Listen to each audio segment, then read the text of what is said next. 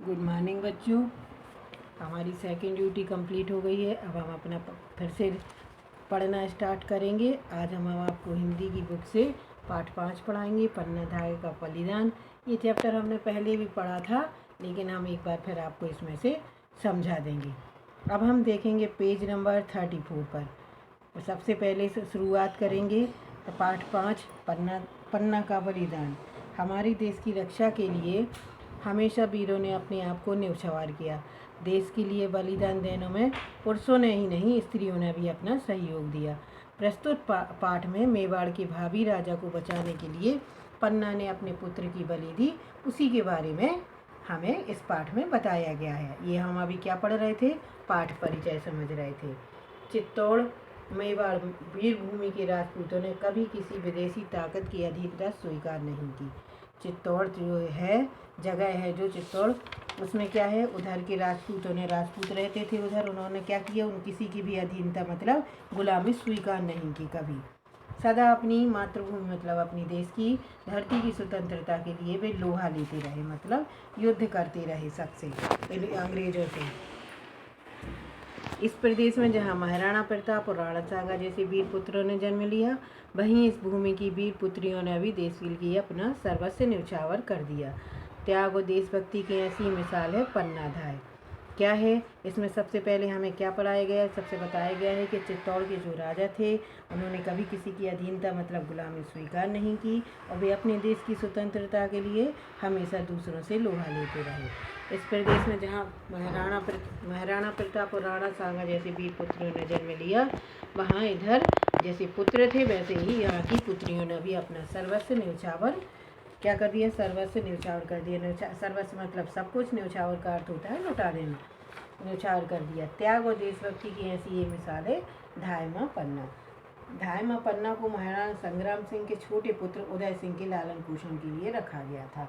धाय माँ जो थी वो क्या थी, पन्ना धाय माँ जो थी उसको महाराणा संग्राम सिंह के छोटे पुत्र, जो महाराणा संग्राम सिंह थे, उनके पुत्र उदय सिंह के पालन पोषण के लिए रखा गया था। महाराणा संग्राम सिंह का देहांत हो गया, मतलब उनकी मृत्यु हो गई।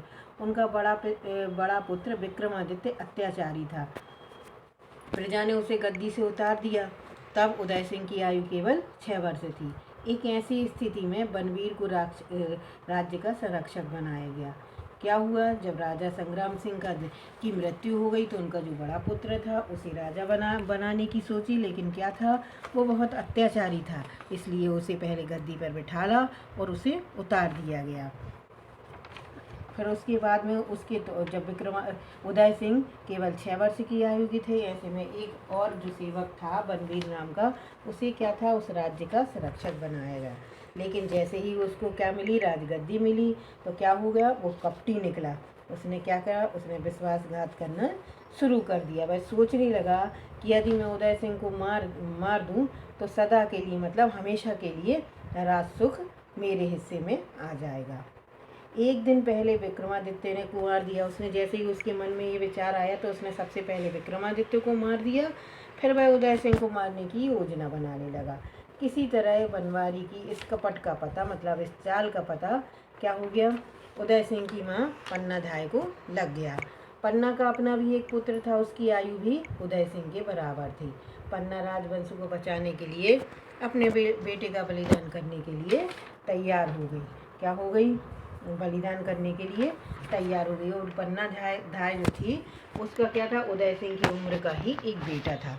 उसने क्या किया, उसने उदय सिंह के प्राण बचाने के लिए अपने बेटे को बलि देने के लिए तैयार हो गई, बलिदान देने के लिए।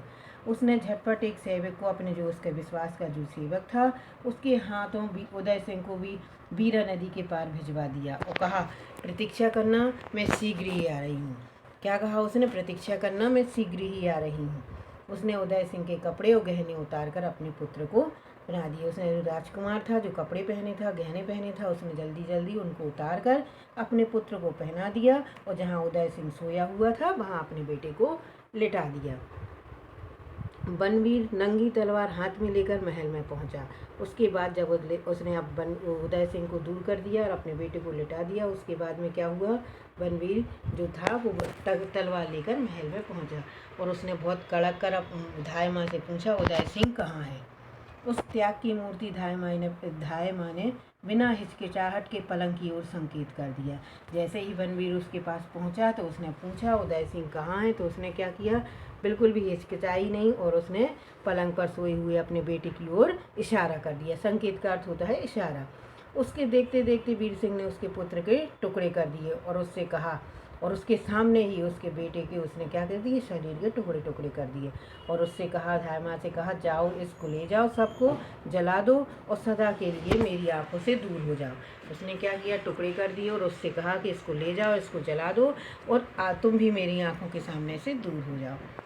अब जो वीर धायमा पन्ना अपने हृदय पर पत्थर रखकर सब देखती रही और सुनती रही।